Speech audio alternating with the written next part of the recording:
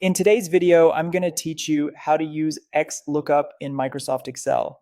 XLOOKUP is a powerful function that lets you search for a value in one column or row and return a related value from another. It's more flexible and reliable than older functions like VLOOKUP, and it works whether your data is arranged vertically or horizontally. By the end of this walkthrough, you'll be able to build a clean XLOOKUP that finds exactly what you need with minimal effort. First, open Excel 365 and load the worksheet you want to work with.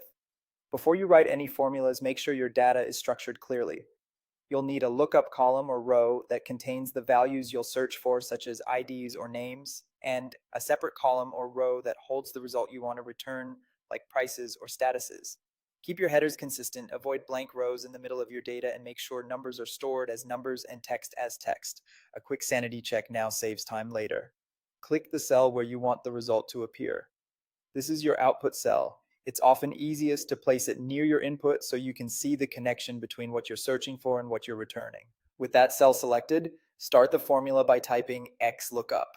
Excel will show you the argument order, which is lookup value, lookup array, and return array. We'll fill those in next. Now click the cell that contains the value you want to look up. For example, this could be a product code or an employee ID you'll search for. After selecting it, type a comma to move to the next argument.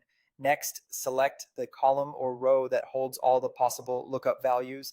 This is the list Excel will scan to find a match to your lookup value.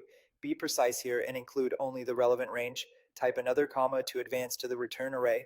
Then select the column or row that contains the result you want back, aligned with the lookup list you chose. The lookup array and return array must be the same size and orientation.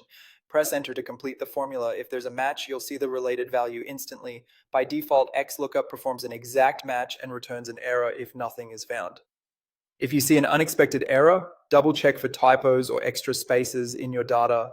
As a tip, when copying your formula down or across, consider locking the lookup and return ranges with absolute references so they don't shift. That's it. Your XLOOKUP is ready to use and scale.